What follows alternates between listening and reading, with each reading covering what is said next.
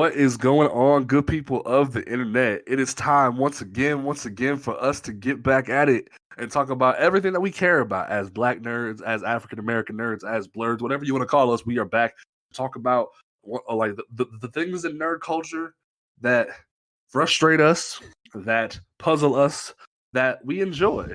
But primarily for the first third of this episode is going to be us bitching, and then we are going to get in probably one of the best things about February, which is Black History Month. Like, obviously, a Black nerd podcast like ourselves, we need to talk about Black History Month. So we will be having a full 3 episodes over the course of the month talking about that. Excuse me. We have the next two episodes specifically about Black History Month with our resident enthusiast, as he was called on a poster recently, Dr. Jones, in the building. That way he can just give us some education on the different subjects.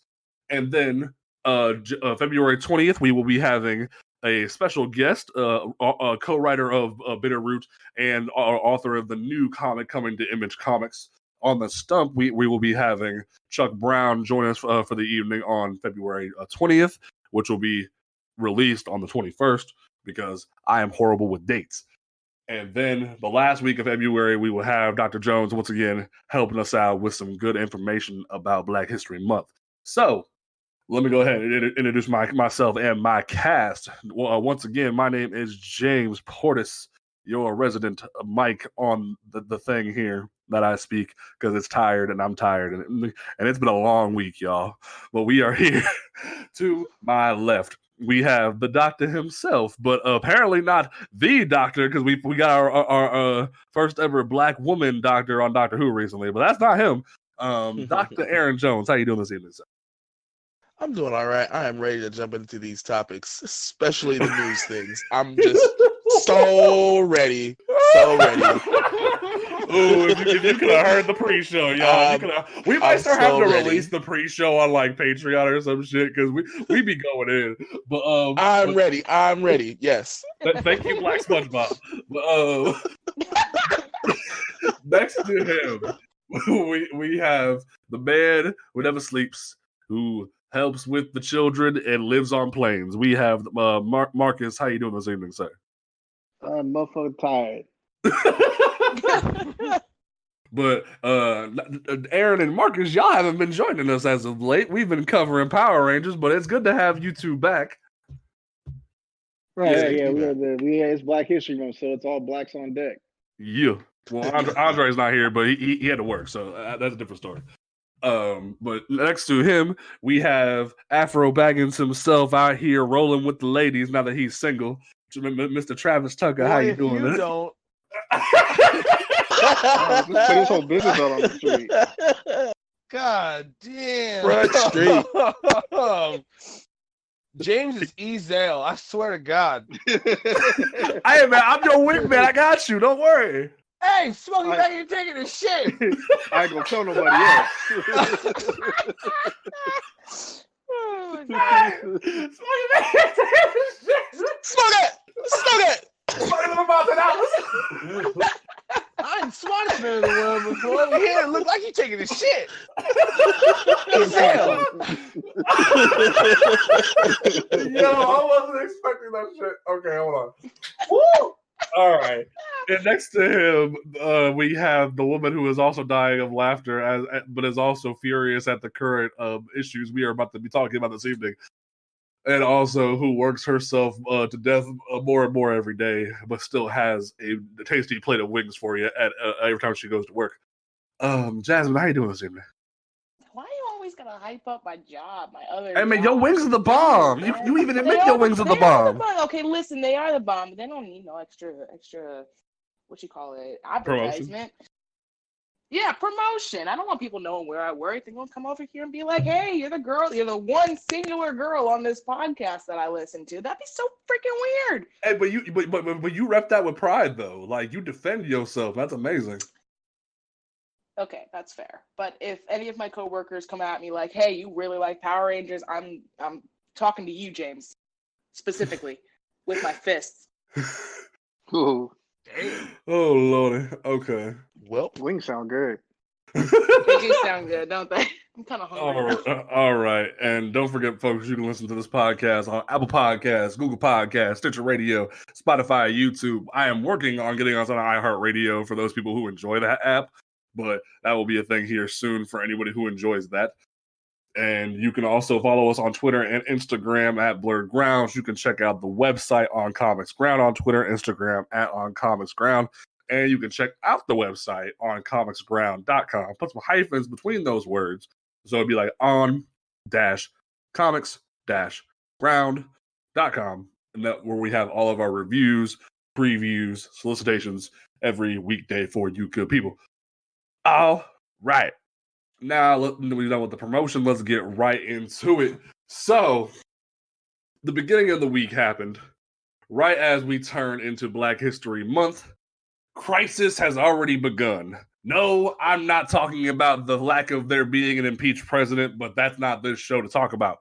But also respect to Mitt Romney for standing up. But anyway, fuck Mitt Romney. Hey man, no. Hey man, he does one good thing. This Mormon dude does one good thing, and even says, "I can't, in the face of God, like say this man is innocent." I'm gonna give Mitt Romney his one. Like, what we're not gonna do is give these old cracker politicians Jesus. credit when they do the least common denominator. Fuck him. All right. Yeah. Anyway, he did this thing that was common sense. I can't forgive binders full of women. You know that. Fair. Okay, fair. Anyway, I was trying to give him his one, but all right, I can respect that. I can respect that. Yeah, but... no cookout imitations. No. We give out too many of them as is. All month, no invitations. All month, no invitations. I need that on a shirt. Yo, okay. I like that the policy. list is closed this month. Goddamn it. Yep. I like that policy. Anyway, so as the month turned into Black History Month, we were already hit with crisis because for anyone who did not see, Barnes & Noble decided to step up their sensitivity game, as it were, because they thought they were being like helpful to the Black community by going around and releasing new covers for all of their like faithful classics, like Treasure Island, Frankenstein, The Wonderful Wizard of Oz, Alice in Wonderland, and many more different choices with Black or people of color on the covers. I'm talking about a Frankenstein's monster with stitches on his forehead and an afro. I'm talking about a black beard on the cover of Treasure Island. I'm talking about a Dorothy with braids on the cover of The Wonderful Wizard of Oz, which obviously we have the Wiz. We know this is a thing, but given the circumstances, this is different. We have a young girl with braids on the cover of Alice in Wonderland. We have a old Black man with the white beard on the cover of Moby Dick. And it all seemed to just come like it all seemed to just slide out, and they wanted to act like it wasn't like a big deal. They're like, "Oh, we're promoting Blackness. Good on us. We're giving ourselves a pat on the back." But then everybody came at their throat, and it was a bad day to be a Barnes & Noble employee. That's all I can say. So I'm not gonna state my piece first. I'm not even gonna hold Jasmine back for a minute because I know she's our literary expert. Because Dr. Jones seems like he wants to speak real quick because he was getting frustrated before we got on the mic. So I'm gonna let him go. I just can't understand. They must not have any Black people that work there at all. Like I just feel like. Why are people doing this in 2020 now? It's now 2020. And my first degree is in English. And if you're going to pick some books to highlight for Black History Month, really? The whitest books of all time? You're going to put just Black people on the front of it? Literal blackface for a book. Like literal blackface. Literally. See, this is why I let Aaron go first, Jasmine. This is why I let him go first. It's unbelievable. I just there's not one black person in the room to say, nah, I don't think this gonna work, dog. Like, like there's no one in the room. Nobody is like hundreds of emails. Hundreds. No black friends. You know, it just you don't got a black neighbor that just like I don't know if Larry would like this. Like I just I just don't understand. I don't understand. Okay, so now that he's got his rant out of the way, Jasmine, you are our literary expert, like in the field. Not like granted, he has like different things and whatnot. I let him rant because he seemed frustrated. But Jasmine, you are the literary expert, Jasmine. How do you feel about all of this? I mean, he pretty much covered a lot of it. A good chunk of this is just the fact that we have an explosion of diversified actual books with actual people of color as main characters, and in fact on the covers of these books. And you did not promote any of them for Black History Month. No. Instead, you took the whitest books in history and gave them just colored faces, and that is so hilariously disrespectful that I understand where they are coming from, but it just misses the mark so bad that you're just kind of like, maybe you should go get your eyes checked or go back to school or figure out what turn you took that you went so far in the wrong direction with this choice. Like, because there's the that fact line that someone is going to pick up a book, like for instance Frankenstein, and read this book, which is an incredible classic, and it isn't necessarily like it's not like we can't adapt that to be more Black, but the problem isn't that you put a Black person on the cover. The problem is that there aren't any Black people in the book. Yeah. So where's the representation? There is no representation there. None. It's those brownie points they're trying to rack up. You see how that would miss the mark. You know what I mean? People who are actually people of color are going to look at this and be like, this is so disrespectful. It's like being laughed at. It's like, especially with certain books that deal with racism, it's just it's so incredibly tone deaf. It's ridiculous. Like, I find myself like remembering a line from Men in Black 2 that Tommy Lee Jones says in the post office. This is a prime example of go home and do it again. Like, this is just like for somebody who loves just to go look around Barnes and Noble or Books a Million or Borders when Borders was a thing, or Half Price Books, just to find something new to read. It's already horribly jarring enough when you can't find books that have your like people like you on the cover or in the page, but in general, when it's one of those things of, wow, this is so freaking tone deaf that you just don't care. And Travis, before we got on the mic, what was the point that you made about Frankenstein? It was just the monster. They got him looking like designer on the cover with some stitches on his hair. I mean, really, if you read Frankenstein, who is the real monster? Is it Dr. Frankenstein or is it Frankenstein's monster? We're going to have to entertain that because Frankenstein did nothing wrong. The iconography doesn't say that. That's the problem. Yes, of course. Right. I'm just arguing for the sake of arguing that very old point. It's Jasmine is completely right. But at the same time, it's like, this is so backwards. Like, it's not even like how you see different writers trying to put new spins on old classics in the page of it, like how The Wiz is Black Wizard of Oz. No, it's just the covers. It's so mind-boggling they thought this was gonna be okay. Like, I saw a tweet from someone who was pointing out that Dr. Jekyll and Mr. Hyde had like an Asian person on the cover, and their point was like, oh yes, when I turn evil, my eyes get extra slanty, and I was like, oh my god, Damn. Yeah, it's just it's Like tone deaf. it's so bad. Bad. Okay, so that's our frustration on that. Marcus, Travis, do either of you want to speak on this before we move on? I thought the Barnes Noble by me was the only one left, so color me shocked. Oh no, there's a lot of them. Travis, you have anything you want to add? I got nothing, man. We're all just laughing at his shock right now.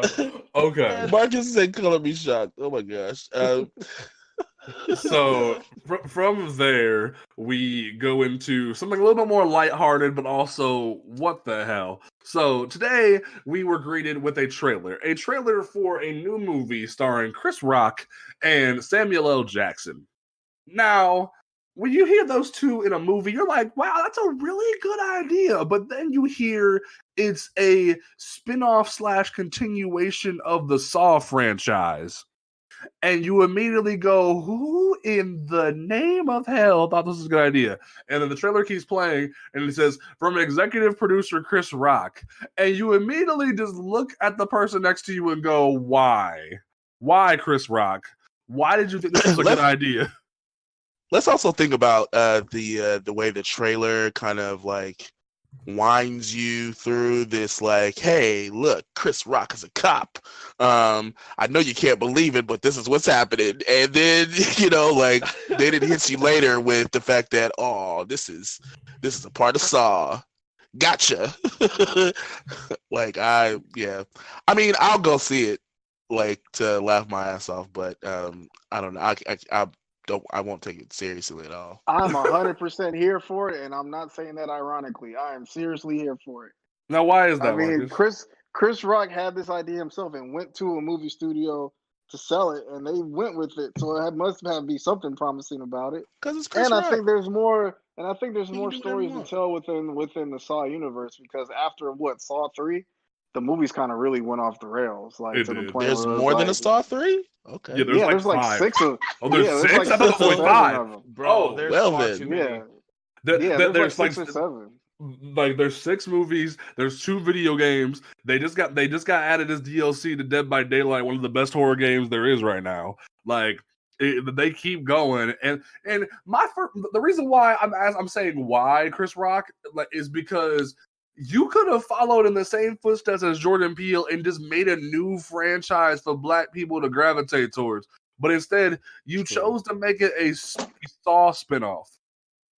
Well, from what I've read, that he's a big fan of the Saw movies, and so this is kind of a passion project for him. So that's what makes me interested, because he's not just doing it for a check or doing it because it'll make him, because it's just an idea for him to get behind the scenes. He's actually has some passion for it. So I'm definitely very interested. And then you have Samuel L. Jackson in it. I'm down for more Black people in horror, period. So I'm looking forward to it. Now, is it going to be good? I don't know. But if it could kind of capture some of the tension and sense of dread that, like, the first Saw had, then I'm all here for it. Sam ain't turned down no check. Oh, no, most definitely not. Well, Travis, Jasmine, what are your thoughts on this? I have no thoughts. I don't watch horror. You know that. Okay. Travis, what are your thoughts on this? See, I'm sorry, y'all, but I just can't help but hear, like, you have 60 seconds to get out of this room. What? What? What you mean I got only 60 seconds to get out of this room? I just can't. Oh my God! Put off my whole leg. I'm on half a leg. Cut off half a leg. Whole leg, that's too much leg. I cut off half a leg.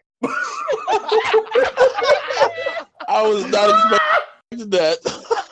That Jigsaw went Jigsaw. Oh my God! We calling it spiral. It's so hard not to see that, because I'm excited to see him try horror, because we have seen, like, comedians like Jim Carrey in The Number 23, for example, go into this serious role and kind of fucking murder it. So it being a passion project, I'm really hoping he kills it, but I'm I'm gonna be triggered if I have that moment. I'm gonna be ruining people's movie experiences with cackling. I'm already just let's like, be real. There's like comedy and tragedy have a lot in common. A lot of comedians like material comes from their pain. mhm. So when they step into a different, genre, they usually end up shocking people like for the better because people don't realize they have that much range. So It's usually easier for them. It's usually easier for them. right. So I'm thinking that I think it might surprise some people. It might not be good, but it may at least be entertaining. And the slot they have it coming out in makes me more interested because I don't think if When they is it coming out didn't again? really believe in it, May 15th. If they didn't really believe in it, May. I don't think they would have gave it that slot. That's like blockbuster season. I feel like Marcus has a very good point that they might have like half comedy, half horror in this because the fact that there's that perfect line of Sam Jackson is going, "You want to play games, motherfucker?" I'm like, ooh. It feels good to hear you say that, but I'm also like, that could end up being really bad. Well, no, I don't think it's going to be a horror comedy. But there's plenty of horror movies that are serious movies that have comedic moments. So I don't think it's going to be a genre blending movie. I think he's just blending genres, like coming from a comedy over to like a serious role because he hasn't done too many of them. Even the serious roles still have an element of comedy in it. He hasn't done like just a straight up serious movie. I don't think. I know that it's been said that actors who started in comedy can typically nail serious roles. So if that helps at all, I don't know, but that's been my experience. And there's a lot of evidence out there with it too. Yeah. Has anyone seen Uncut Gems, the Adam Sandler movie? I want to. Not yet. Not yet. I've heard it's really good though. I really liked it actually. I heard it's like stressful, like it's a movie that'll stress you out. Low key. Damn. See, because it's going through the movie and it's just like I'm like, oh, are you gonna? Oh gosh, this sucks. I would hate to be you. Shit. So yeah, I kind of like that. Okay. That sounds like a movie that I would not enjoy. I am very easily stressed. I'll tell you about it later. Excellent. Okay. All right. So, does anyone else have any thoughts on this Saw spinoff that really shouldn't be a Saw spinoff? If they put Kevin Hart in that movie, I swear to God, I'm walking out. I'm walking out. I'm done. Hey, what if he dies though? What if he dies though? No, it ain't even worth it because we've already had him in the Saw parody movie in the Scary Movie, so he don't need to set foot near this. You're right. Scary Movie 3 is I might actually. And no, I'm talking about Scary Movie 4, where where in the Scary Movie 4 they had like half Saw jokes, half War of the Worlds jokes, and they even like have Kevin Hart in that with Anthony Anderson, and I was like, so no, because that was when. Because even back then, I was like, Kevin Hart, you don't need to be here. I know everyone loves this man. I know we need to thank him for helping jumpstart Tiffany Haddish. I understand that. But like love is a strong word. Yeah. Like I hate this man. Like he has become this joke amongst like but not even like a good joke. Like and on top of that, there's the whole thing about the gay thing that I'm not even gonna touch because that's a whole other argument. That's what I was thinking. Yeah. Like compound that on top of the argument that I already don't like him. Like that just adds to it. So because ever since I was what's up? Guess what? There's the documentary kind of thing on Netflix, and he's trying to kind of explain, what happened, and you get the full story of what happened about that and all the other things that were going on controversially in his life, it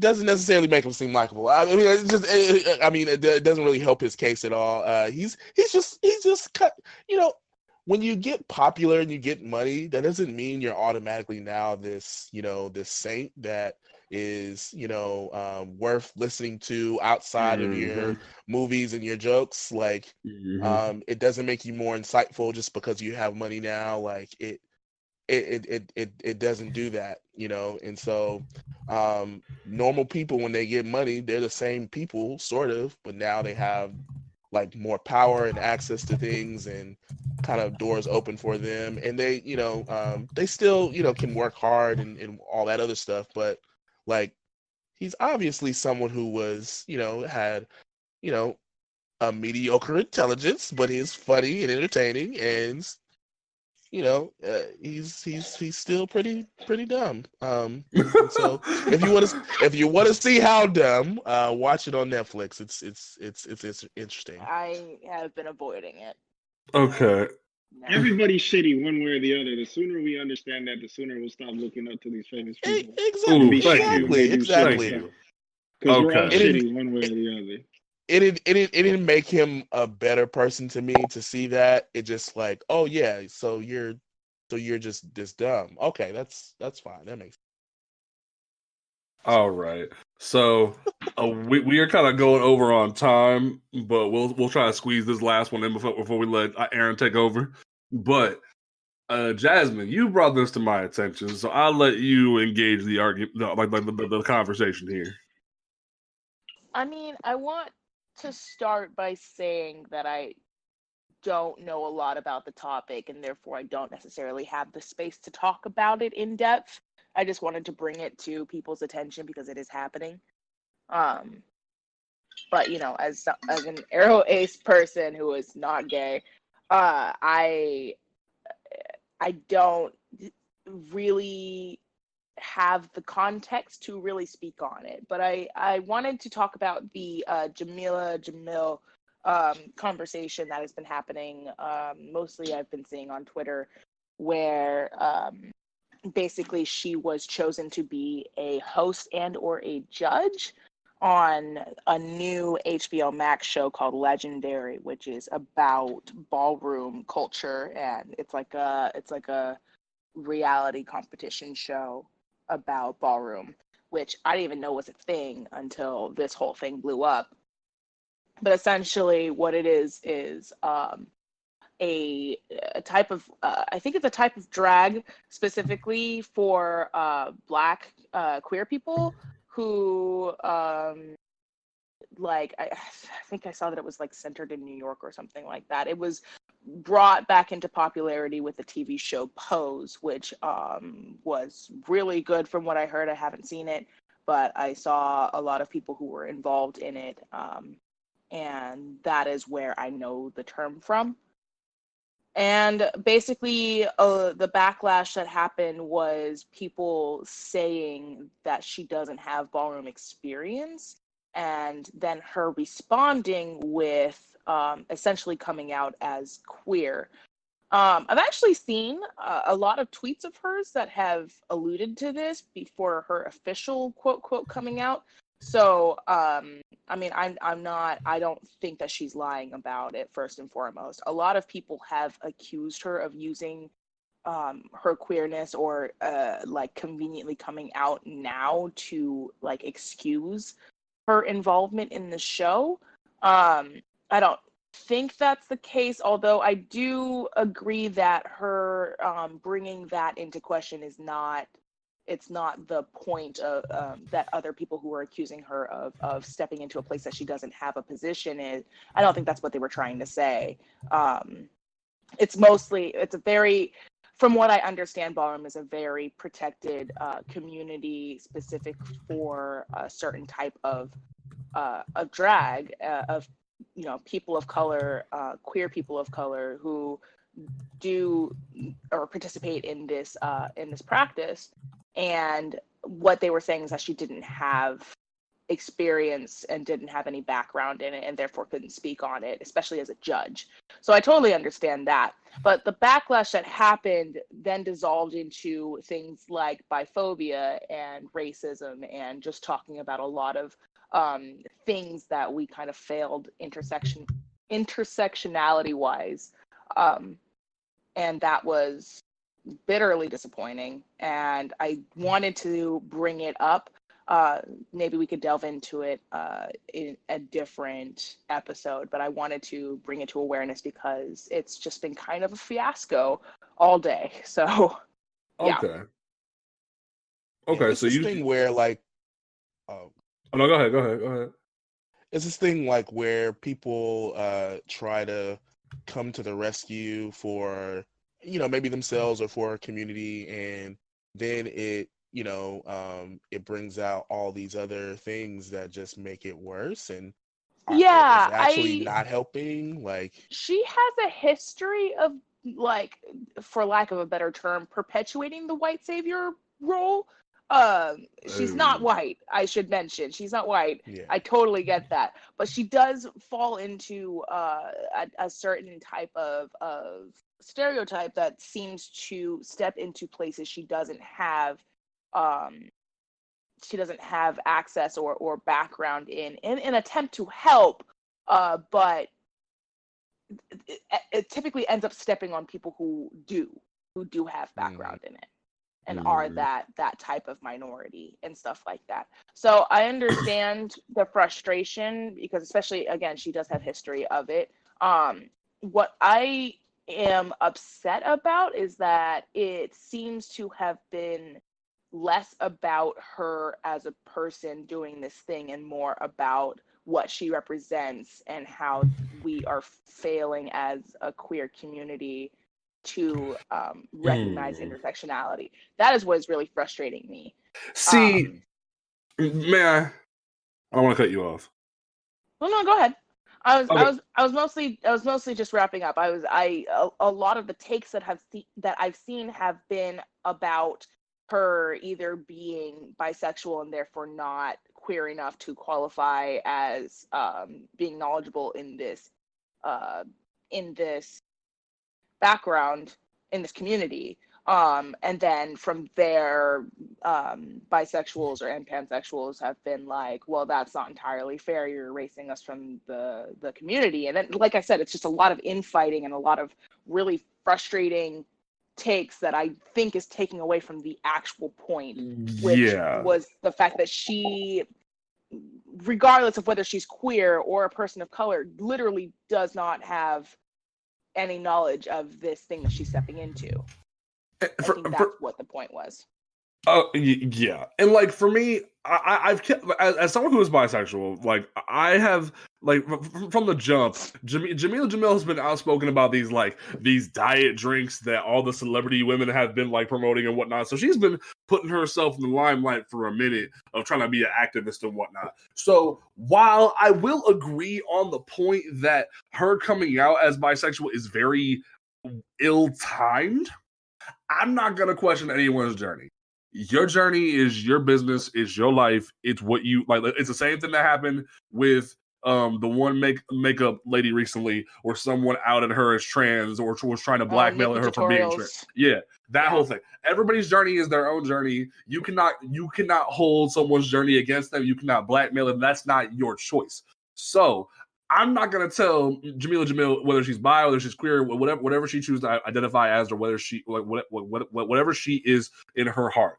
I'm not going to question that. But at the same time, I agree with the point, though, that with it being ill-timed, it does give the impression that she doesn't know what she's talking about. But on the flip side, both of the arguments of she doesn't sound like she doesn't sound like she knows what she's talking about, but also that's not fair because everyone's journey is different, and also the constant by erasure that has been going on across the board in media is out of fucking control. We constantly want to erase bisexual people from the spectrum because either they don't think we're gay enough, or they just think we need to just either admit we're gay or just be straight because we're bi-curious.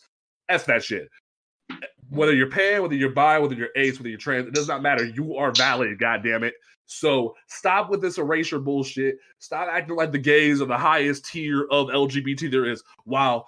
Because for a long time, trans people were the ones that helped like bring out gay culture and help bring it to the forefront because of the proactiveness that went on. Yes, gays have been the limelight of persecution for so many years, but that doesn't mean you are that doesn't mean you're less valid or more valid than any of us. You are valid. We are valid. Everyone is valid. Now, Jamila Jamil, if you are like what you say you are, as long as you're not trying to fake it, because I know there's a lot of people that fake like image of queer just so they can get ahead. There was the references of different celebrities who have faked being queer over the years to get ahead. As long as you're not doing that, you are valid. Good for you. I don't know your qualifications. I don't know if you have the right to be speaking on this stuff. I don't have the right to speak on this ballroom stuff because I didn't even know it existed, and it breaks my heart that I didn't know it existed because this sounds amazing. Yeah. So it's like I don't want to bash her in the head because I know what erasure feels like. But at the same time, if she doesn't know what she's talking about and she doesn't have the background to know what she's talking about, then she needs to take a step back. That's how I feel. Yeah. Rant over. The end. That's good.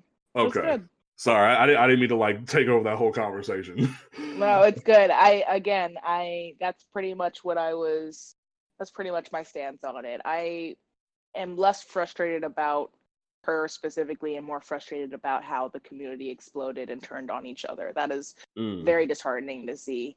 But again, it's not my place. I just wanted to highlight it and bring it to the forefront so that other people who are listening and do that is their place. I want them to be able to have that discussion so they know that this is going on. So good stuff. Yep. Right. So, Dr. Jones, my man. Yeah. You have been prepping while Travis, Andre, and Jasmine and I ventured into the morphing grid. You have been prepping for these next few episodes to bring as it is Black History Month. You are the expert on these kind of conversations, so I wanted to give you the floor. This is your platform, so speak on what you want to speak on. You will be heard, my brother.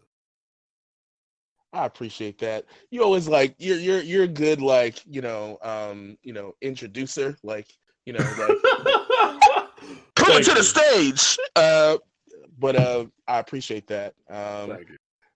So I do want to engage y'all as well. And so I might have some questions for y'all along the way. But I do have a couple of points I wanted to bring up and then kind of open the conversation and we'll start there. As far as topics, I wanted to think about things that allowed for us to go across the genre, but also kind of focus us on a particular topic. I wanted to start off by kind of talking about civil rights, and it's this thing that we talk about. If we talk about Black history, we usually talk about slavery, American chattel slavery, or civil rights movement. And those are great things to talk about, and there are a lot of elements that folks don't know about, and that we spend this entire month, but we should spend the entire year kind of talking about, unpacking. But obviously that's not, I want to be clear in saying that that's not all Black history is or should be. It used to be just a week. Then we got a month, the shortest month. I think it's something that, because of this podcast, we can do all year, but we want to hone in, during this month and talk about some specific. So I like how you slid in there that it was used to be a week. It's the shortest month. I like how you slid that in there. That was very good. Yeah. And so, the reason why we even choose, and this is kind of just an aside, the reason why so Carter G. Woodson is the person that kind of started and ushered in us having a week to talk about what was then called Negro history.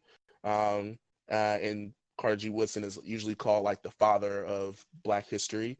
He wrote a book, The Miseducation of the Negro, that is, super important and everybody should read because it's, unfortunately still relevant today. And he started off with, let's get a week to talk about our people. And then it kind of morphed into a whole month. And they chose this month, but that is a problem. That is the shortest month. But they chose it because Frederick Douglass's birthday is. That's why they originally chose February.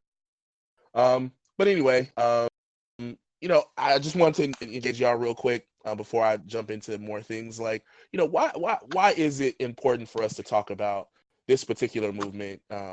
Even though it was, 50 some odd years ago, Like, why is it still important for us to talk about it?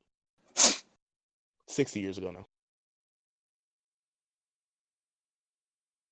I mean, it's that still Not not in a rhetorical class, question? you know, like we're not in class. I mean, like, I I'm didn't want to gonna speak first because I walk talk all to- the damn time. So like, I was gonna let y'all What's have that the floor. response? This is James needs to shut up for once. So I'm letting y'all do y'all thing for what. But I will come in like at different points. I mean, it's still relevant today. It's been 50 to 60 years, but there's been progress. But when you really look at history and look at where we're at now, it hasn't been that much progress. So we have to keep people informed and educated so they don't pretend this is how things are supposed to be when we could be so much more. Okay. True. Evan, were you gonna say something? I was just going to say that it's definitely not something that has been covered in even my education. And I went to a pretty damn good school, and I know that I got a lot more education on Black history than probably most people in the country. And that said, it was definitely not enough. So we're going to need something dedicated to the entirety of it, because there's a lot. And the fact that a lot of us are cut off from our history and just never know about it is criminal and cruel. See, for me, it's one of those things where it's like, I remember this. I actually know it was earlier this week. I saw this clip of Whitney Houston and Bobby Brown like in an interview back in the day, where Bobby's just going off. He was saying we should have a whole year. Why can't like every other year we have Black History Year? Like, and it obviously he was being overly dramatic, but also had a point where it's like we constantly like, because I even heard it earlier this freaking week where someone said, why don't we have a white people month, a white history month? Because every other month is White History Month. It doesn't. Every day, every second is White History Month. Like the fact that we just had a white president like evade impeachment over stupidity in politics is a mile marker in White History Month.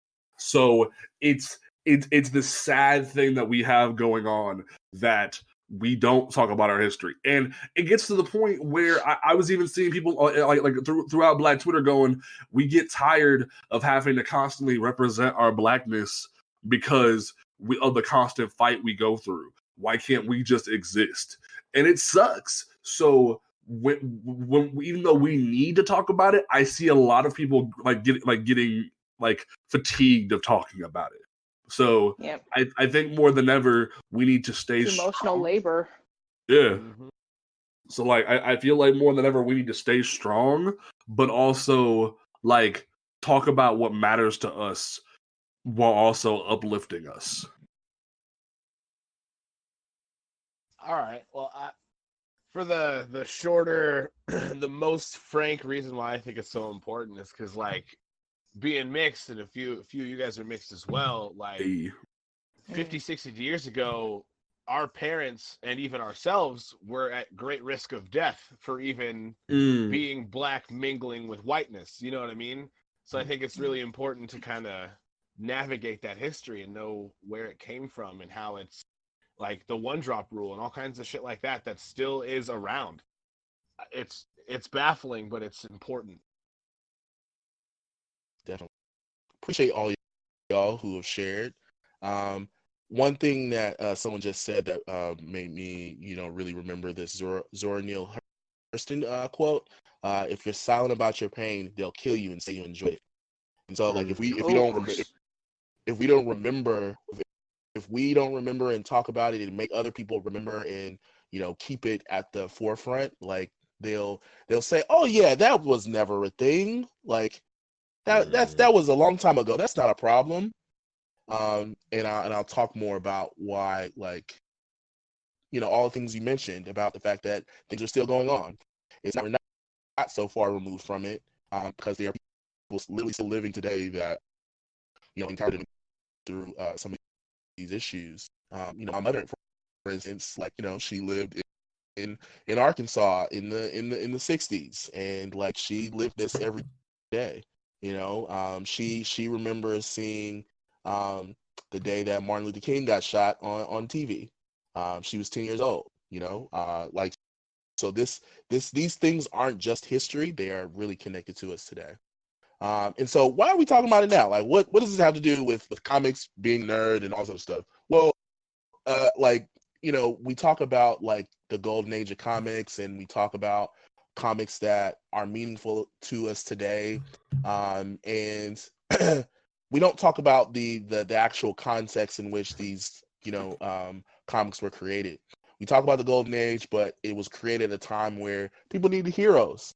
Like you need something to encourage you to continue the fight and know what's going on, right?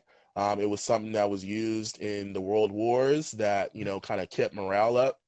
And it was that's what the world was. The world was this place of hurt, harm, and imminent danger. Like there was a depression and World War II. Yeah, the golden age, great time.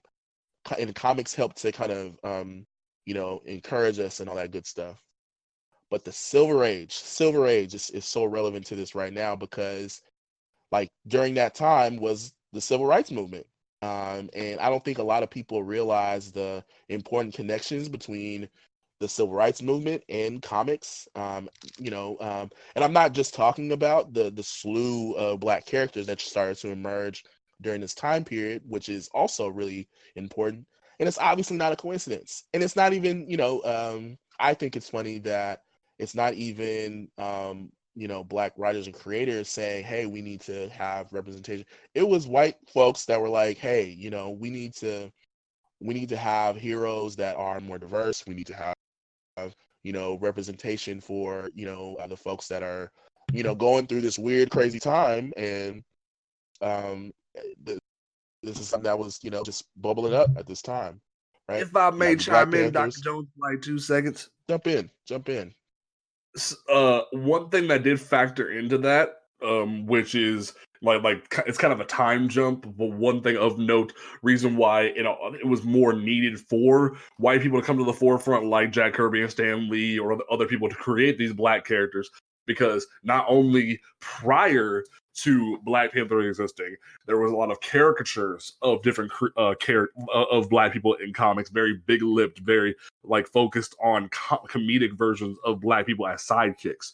So then, as time progressed, even though there was a progression of Black characters in the forefront of comic books, there was still the issue of Black creators not even being able to get into the business. There was the famous story from Dennis Cowan, a really famous Black artist in comics, who submitted his work to it was either DC, it was DC, where they said it was the DC or Marvel, I can't remember right now, but they said flat out, we already have a Negro artist.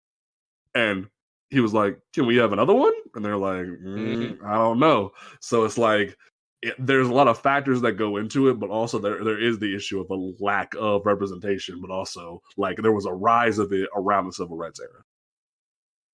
Absolutely. Very true. And so, we're thinking about comics and, the resistance movement against racism and whatnot. And we'll talk about some specific kind of more modern things that kind of talk about the topic, but like something that I found out recently that in reading the March book by John Lewis, and which recounts his experience in the Montgomery bus boycott and all kinds of other civil rights things, and also about his life.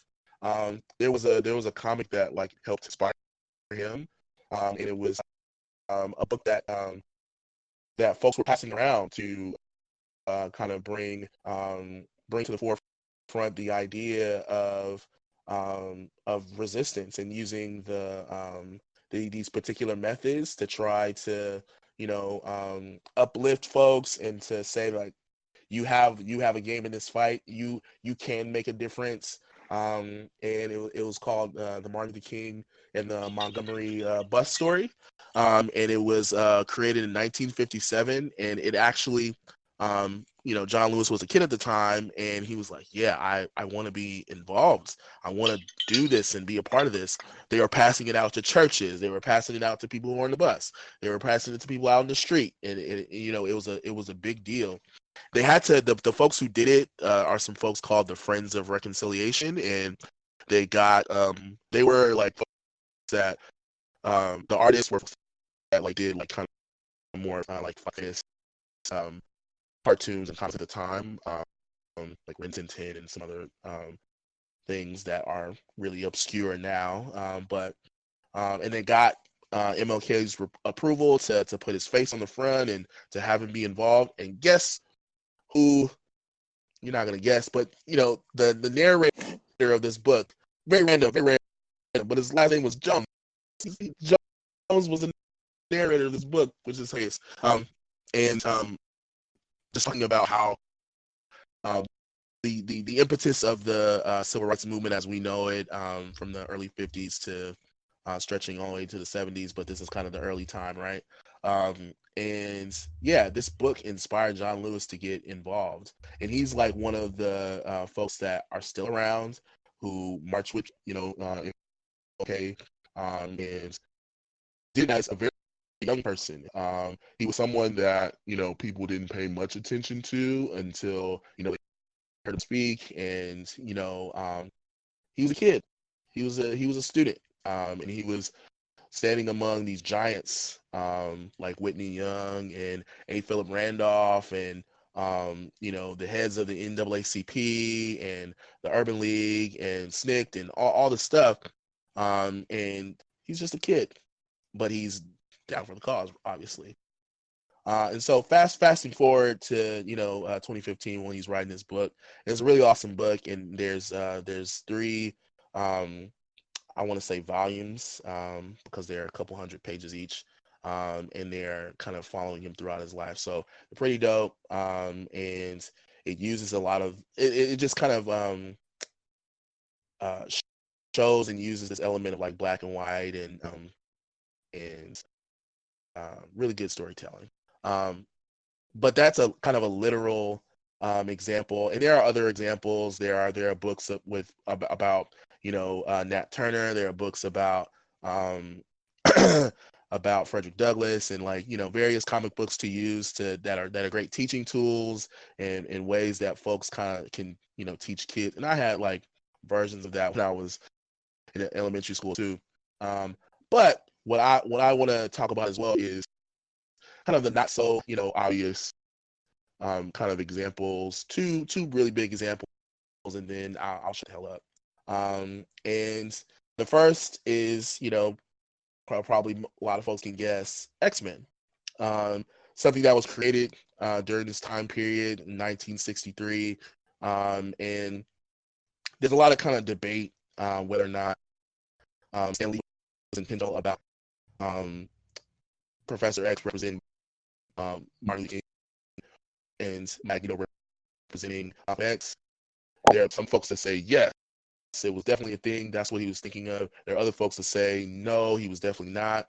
I was definitely at an event with Stan Lee, and they didn't ask about the specific thing, but they asked about other characters he created, and it could be a sign of the old age, or he also just see that he didn't give as much thought as people thought he did. But that doesn't matter as much as the central focus is about it's about justice for people, and accepting people who are different from you. And I think that rings true in a lot of other characters he's created, like the bringing this human element to the superhero.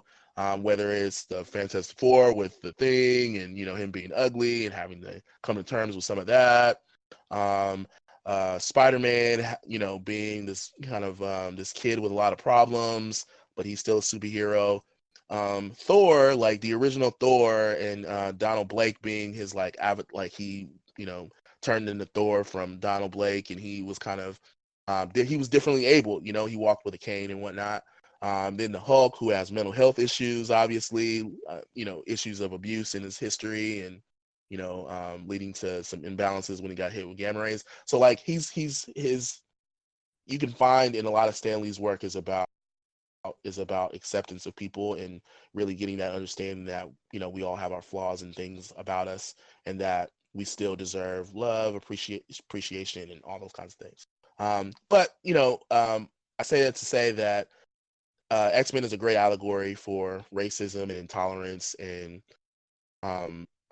it uses this idea of being a mutant in the way that, you know, you could look at someone who is super racist. You know, you think about a book by Chris Claremont and Anderson, God Loves and Kills. Pretty much, it's kind of like folks like Stryker or the Friends of Humanity are like the KKK. Sentinels are kind of like the KKK plus. Slasher is kind of too, and you know, it's just an effort to try to work together with people that definitely hate you, and kind of the bulking against of different ideals that, hey, we don't need them, we can be totally separate and be fine. And so I think it's a really great example of the idea, but not saying explicitly. But they're also having, like, you know, the first black female superhero in Storm, who was a character, and I don't know just about her, which we could do. We can. We have spotlight Um, episodes for a reason. Yes. And so she's dope in a lot of ways, and not, you know, because she was married to T'Challa. She was dope way before that. And I just think that X-Men is a great set of stories that Fox did a lot of terrible things with. But anyway, again, just this is an example of something that is related to comics and also related to its creation around the time of this particular movement. There's no way that you can create characters like the X-Men or Black Panther and not be influenced by the things that are going on around you at that time. Prevalent everywhere. Every major city, and even, you know, some small towns and things like that were impacted by the civil rights movement. So, and I'm not even going to bring up Black Panther. We did a whole episode about Black Panther, and we could talk about Black Panther all day and everything. But I wanted to bring out these other elements that people don't really talk about as much. Then another thing that I read myself is Truth, Red, White, and Black, and it's this story that is about the real first Captain America, is the first folks that were injected with the super soldier serum, and who, you know, with varying results. And it kind of reminds you, and the fact that it was covered up and didn't result, you know, it didn't have a great result. I don't want to, you know, spoil it necessarily for people who might want to go and read it. But it has those connections to something else that happened around, like, even before the civil rights movement, the Tuskegee experiment, and the fact that it went on for decades and decades and decades.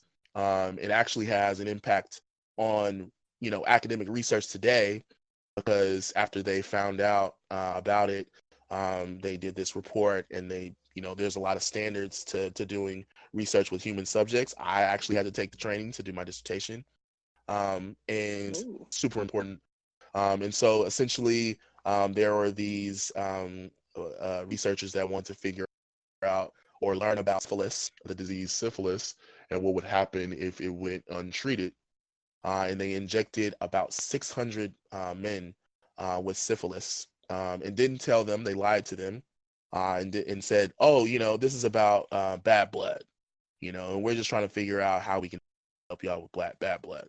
And it started in 1932. They didn't find out, like, it didn't become public until 1972.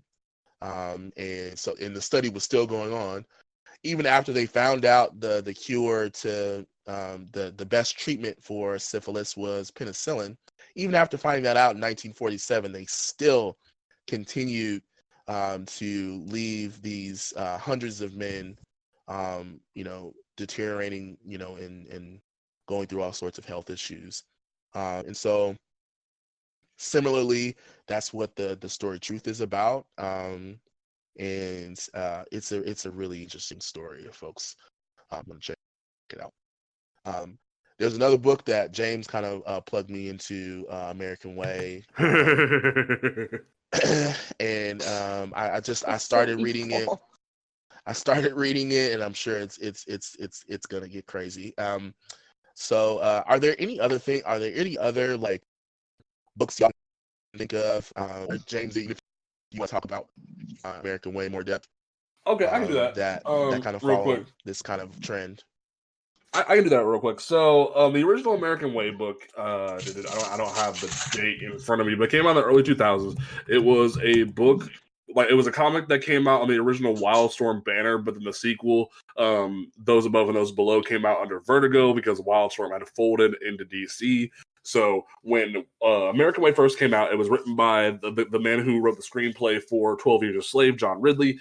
It was sort of a Watchmen-esque story, where there was superpower beings that existed in the 1950s and during the civil rights movement, but they weren't actually fighting real monsters or criminals. It was all manufactured by the government.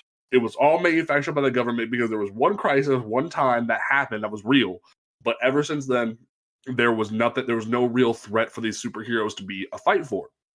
It was this constant thing that required press teams and all these different things to keep the entire engine running. It's almost like The Boys, but like not as gory, and all the threats are fake, and like the government is funding everything. Like JFK like brought in a car salesman to help work with it that he knew from when he was a kid. Like it's this great story about the guy who comes in and is like, look, all your ratings are failing. Public interest is down. You need to do something that will shock the world. Bring a Negro in here. And they go through this whole process where at first they cover his face up. He wears an astronaut type outfit where they can't see who he really is. He has a jetpack, but they gave him all kinds of different injections. That way he would turn into a superhuman.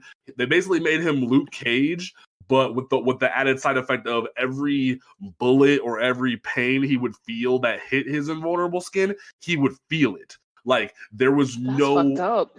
They wanted to have a way to control him, so they made so that way even though he was protected, his pain receptors were still on. So that was their method of controlling him.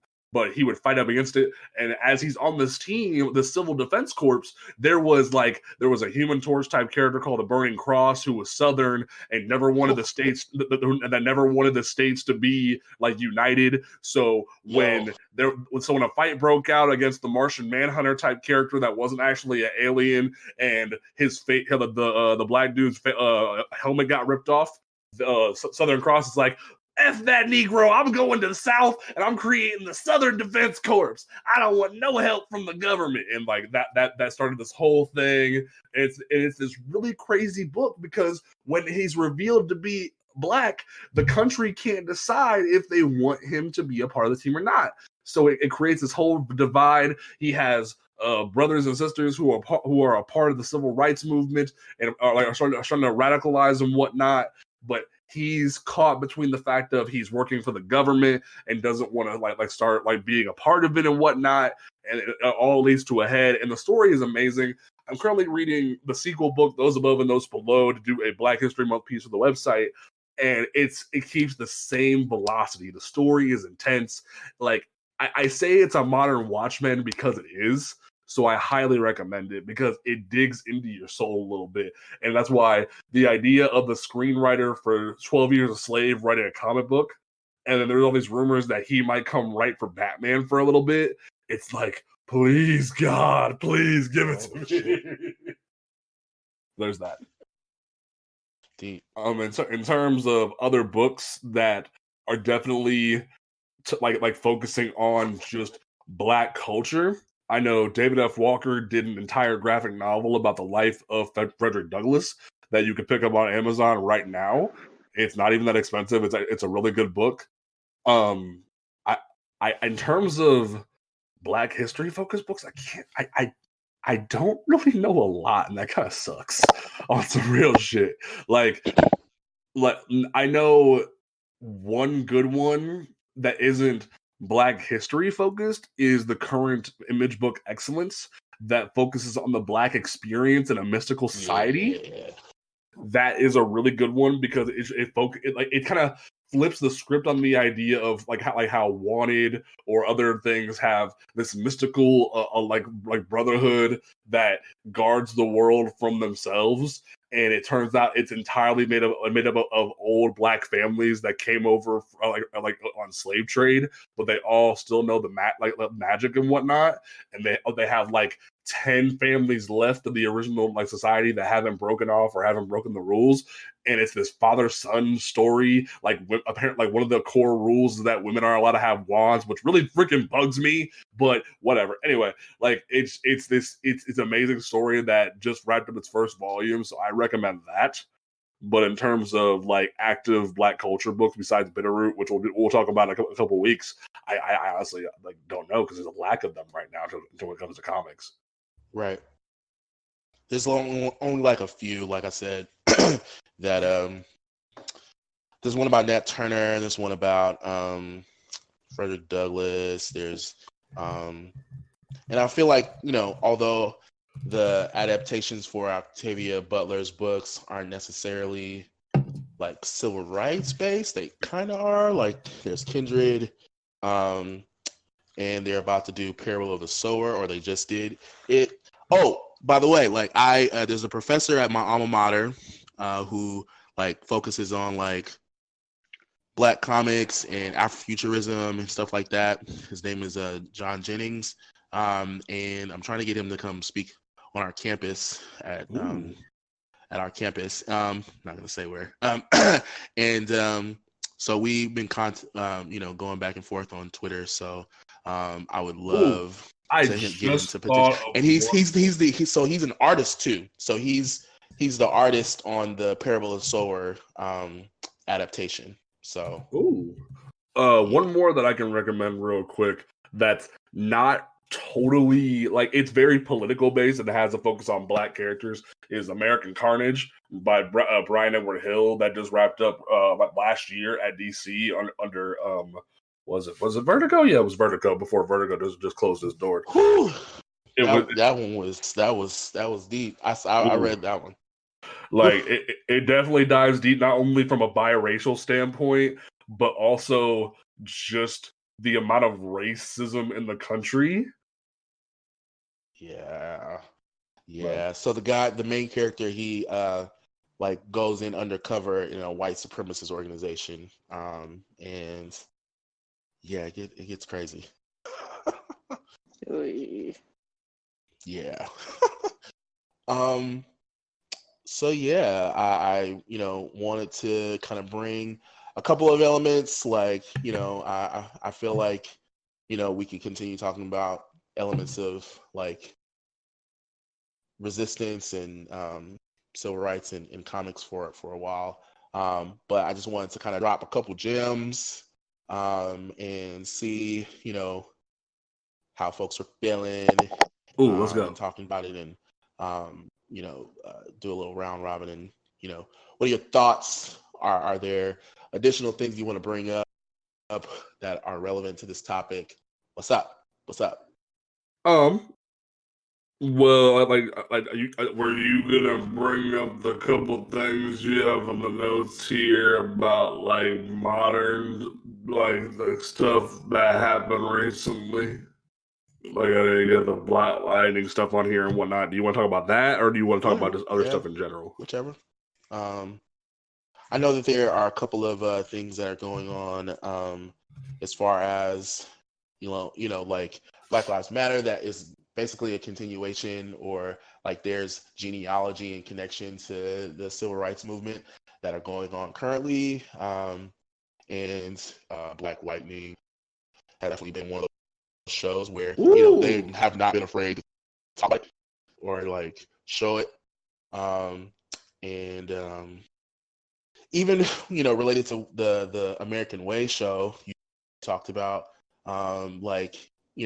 in Watchmen, the HBO show, they really took it there with Dr. Manhattan, and I feel like we need to do a whole It episode was. about that because I feel like Travis never got to pull out his court board for one final round.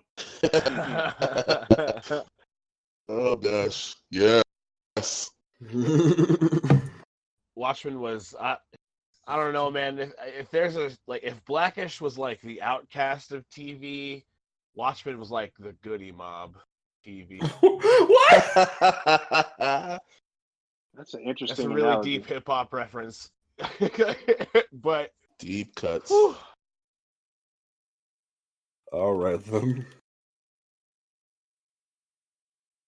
I'm kind of ashamed of myself, to be completely honest, because like all these, like I've read Bitterroot and then some X-Men, but I need to read all these others. These all sound really great, honestly. Honestly, I will give you my Comixology password, my guy. Like freaking American Way is probably one of my favorite books of all time. There's also a really good one. Like there is a really good comic that came out recently called Black Mage, it's such blatant like a Harry Potter ripoff, but the way it is done, it is so well done because they do this spin on the idea of a black kid who's brought into an all-white magical school. Like it's apparently like this groundbreaking achievement at this all-white magical school. And come to find out, it's not a new precedent set at all. They like every couple decades they keep sacrificing black kids to this this all powerful crystal that needs souls to make it all powerful. And come to find out, the secret order of like sorcerers that runs the school all dressed like they're in the KKK, like their sorcerer robes are white and have the white hoods and everything, like almost like reverse colored Death Eaters from Harry Potter. And the ghosts of Frederick Douglass and Harriet Tubman were once like they were sorcerers when they were alive, and John Henry was a sorcerer, and his giant hammer is the key to all just defeating the sorcerers. So wait, slow. So okay, I need you to say what's the name of this again? Black Mage. I'll hold me like 2 seconds to Google it. 1 second. It is Black Mage by Daniel Barnes. It's a short read, but it's really freaking good. A really good book. It's definitely more of a young adult style comic, but it deals with a lot of adult themes because of what's going on in the story. And like there's blatant racism and casual racism in it, and it's very short, but I kind of wish he had the ability to do more with it in the future. So like that is definitely something I recommend. like it's such a good read. So that's one I will highly recommend. So that's one I'll recommend. But no, like in general, I feel like we've gotten better, but there's this line that a lot of creators are having trouble straddling, where they get lumped into the idea of if they don't write characters for them, then no one will. But also they get tired of it. Like Christopher Priest has said multiple times that he has gotten tired of being lumped into having to constantly pigeonhole write a black character. Hence why when he came to write Justice League for an arc before Scott Snyder, he had a focus on Cyborg and even redesigned Cyborg, but then the next issue Scott Snyder said no and went back to the old design. Like he made a point to redesign Cyborg in his one arc of Justice League, but then at the same time, like he wanted to tell a really good story about the Justice League. It's just no one was really interested in it. So now they're back to lumping him in to write more black books. And it's like, this man has got off a 50-issue run of Deathstroke, and it was phenomenal. Don't lump my boy in like that. I just remembered a book that I didn't see on the list, Icon. See, I keep leaving Milestone on the side of the fence because like Milestone deserves its own treatment one day, and I want to find the right person to bring in for it, because while I'm very well versed in Milestone, I'm not the one that should discuss everything with it. So like Milestone is one of those things where you had a lot of people like Dennis Cowan, like Dwayne McDuffie, who came in and wanted to make a difference and create characters for them. But at the same time, it's become a thing where it's left in legal hell because of different things going on. And we keep hearing recently that they're finally come to a resolution to bring it back, but we don't know. But in terms of Icon is basically the Black Superman. But like even more dynamic, because when he came down, he was a full-grown adult that then changed himself into a baby and grew up during slavery, which humbled him even more. And he grew up again and became a Black lawyer in the middle of inner city racism in the 90s. So that changed his dynamic even greater. And while he is an alien, doesn't understand a lot of like human customs, his dynamic and his drive to be humble and help Black people is just amazing. So there's that. Complete and utter awesomeness. Well, I'm very happy to have talked about this topic, and I think this is just another reminder that comics are, they're not an apolitical entity. There are a lot of people that will try to make so that, oh yeah, these SJWs are trying to, stop everything right now, their jobs, and ruining everything. But like they took our jobs. They took our and like that. It's nothing new. They are political by nature. Comics are political by nature, and Black folks have been present in comics for a very long time, not going anywhere. Get used to it. The idea that any group is being quote unquote forced on you is the most racist thing I've ever heard in my life. It is inherently racist to say that, because we exist. You're mad that we exist? That's racist. That's racist. The gift for the little boy. Like, but I say all I'd say is that history is important. Important not to forget. And history is not just then, but it's also today as well. So we got to keep talking about it. We got to, keep creating with it, and keep it at the forefront of our mind. So, boom, goes the dynamite. I'm done. All right. Well, thank you, Dr. Jones, for speaking on different things and whatnot. We would love to have you speak next episode about more of it. I'm tired. It's been a long week, y'all. It has been a very, very long week. But we are here. We have reached the end of this week, and we are thankful that you have joined us for another installment of Blerd Grounds. Don't forget that you can listen to this podcast on Apple Podcasts, Google Podcasts, Stitcher Radio, YouTube, Spotify, all the good things except for SoundCloud. We do not support SoundCloud, but we will be on iHeartRadio hopefully in the next week or so. So get ready for that if you are a fan of iHeartRadio. You can follow us on Twitter and Instagram at Blerd Grounds. You can also follow the website On Comics Ground on Twitter and Instagram at On Comics Ground.